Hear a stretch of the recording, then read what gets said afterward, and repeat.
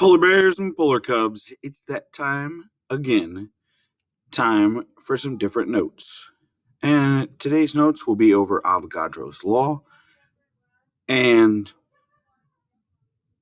gas Stoich. So, what Avogadro's law tells us is that you have the same volume of gases at the same temperature and pressure, you have to have the same number of molecules. So, therefore, if you have three balloons at the same temp, pressure, and volume, and they have 2 moles in them in one, how many moles would the other ones have? Well, that would be 2 and 2. Also, what Avogadro's law states is that at STP, all gases will behave the same. It's kind of what it was telling us at the top. And by saying that, we now know that 1 mole of any gas at STP is going to be equal to 22.4 liters of that gas. So if I were to give you 3 different containers with 3 different volumes, and I told you that they were all at STP, you could then find how many moles.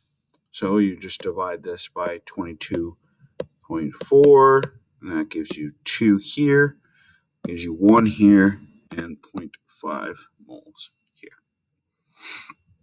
Molar mass doesn't make a difference because it's at STP. All gases at STP, if you have 1 mole, will give you 22.4 liters.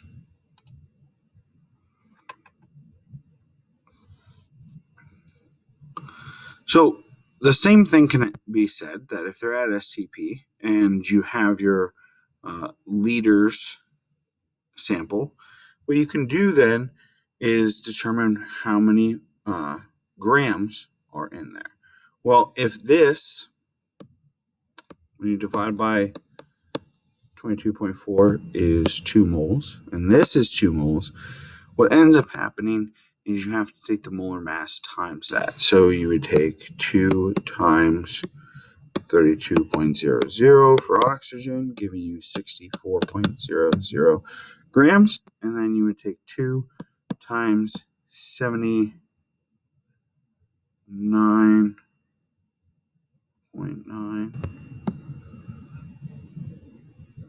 or 70.9, sorry. And that would give you 141.8.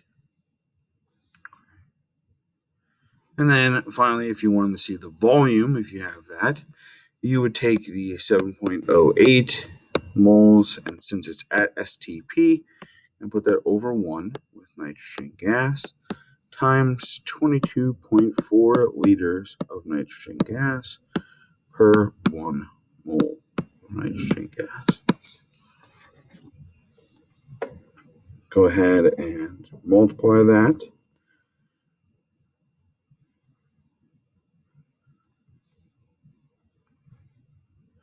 And with sig figs, with being 3, you're going to get 159 liters of nitrogen gas. All right, I'm going to ask that you calculate the next one. 3, 2, 1.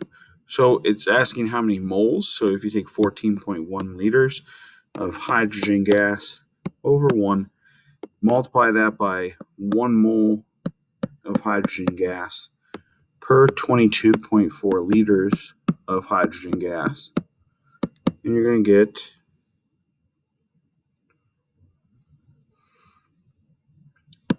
0.629 moles of hydrogen gas.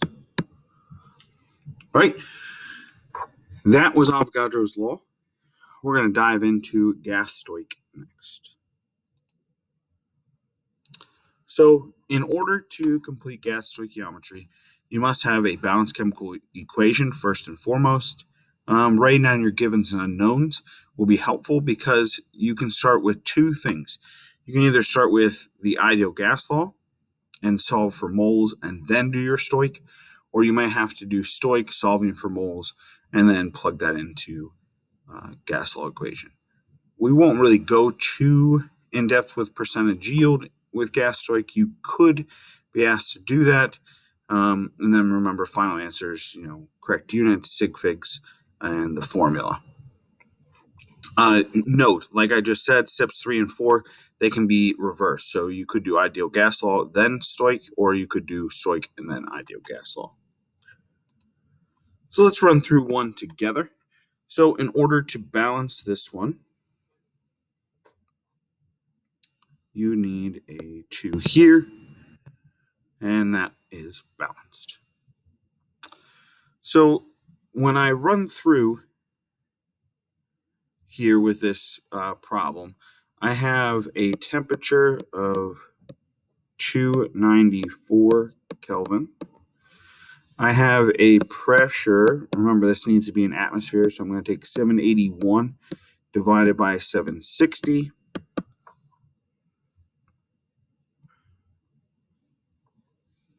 It's going to give me 1.0, and I'm going to go to 4 digits, so 28 atmospheres. Now, I don't have anything else to plug in. And in order to start with PivNert, you need to have at least 3 of the 4 variables. So this question starts with Stoich. And in order to start with Stoich, you're going to take the 348 grams of lithium hydroxide and put that over 1. Now, all we're trying to do is go to moles of carbon dioxide. Once I've gotten to moles of carbon dioxide, I can plug it into PivNert and I can start running through that equation. So 1 mole of lithium hydroxide is equal to, lithium is 6.94 plus 16 plus 1.01, giving us 23.95 grams of lithium hydroxide. Since I have moles up top, mole comes down on the bottom. This tells me that it is time for the mole ratio, giving me moles CO2 up top. Coefficient for lithium hydroxide is a 2. Coefficient for carbon dioxide is a 1. So let's go ahead and run through that. You take 348 divided by 23.95 divided by 2, and you got 7.265 mole of CO2.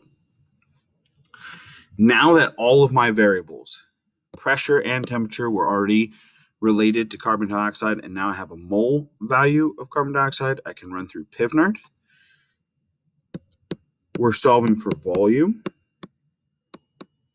So if I divide each side by pressure, plug that in. So now I'm going to have 7.265 times our R value of 0.0821 times 294 for temperature in Kelvin, and divided by 1.028.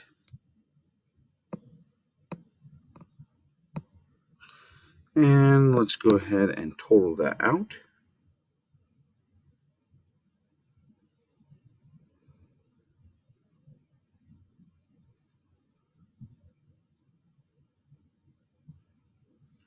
And our volume should be in 3 sig figs, giving us 171. This is in liters, and it's related to CO2.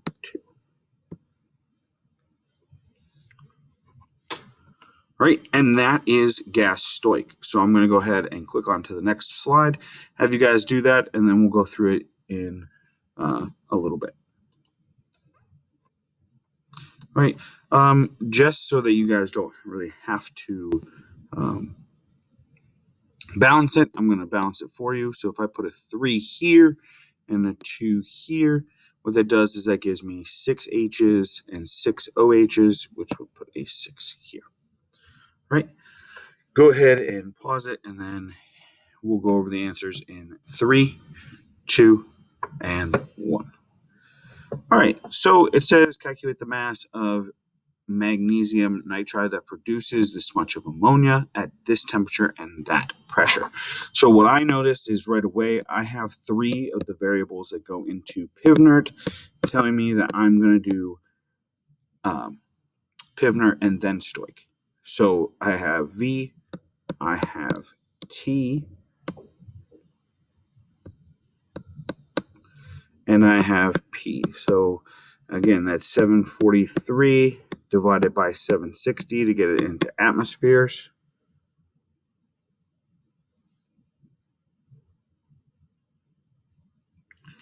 You know, 0.9776. So we're going to run it into PivNert. We're going to solve for N this time.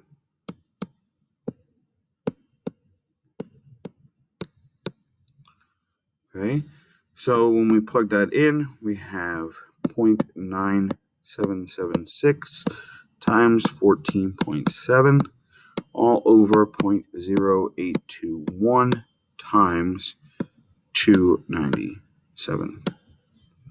So let's go ahead and calculate that.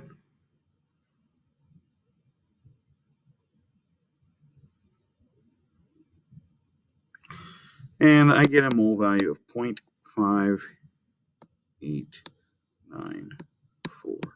This is moles of ammonia, which is NH3.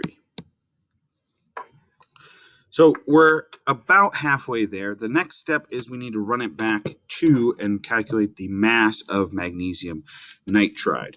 So we're going to start with 0.5894 moles of NH3. Since I'm already in moles, the next step is going to be mole ratio. And we're going to our first reactant. There is a 1 in front of here, and in front of ammonia, there is a 2. Times, now comes our molar mass. So when you calculate molar mass, you have magnesium at 24.31 times 3 plus 14.01 plus 14.01, giving us a grand total of 100.95 grams of Mg3 and 2 over 1 mole. Mg3 and 2. And we're going to go ahead and calculate our final answer. So I'm going to take 100.95 times 0.5894 divided by 2. And my final answer was 29 and 3 sig figs, 0.7 grams of Mg3 and 2. At this point, you guys have 2 examples, one for each type of gas Stoich that you might run into. Go ahead and try your gas Stoich worksheet and let me know if you have any questions.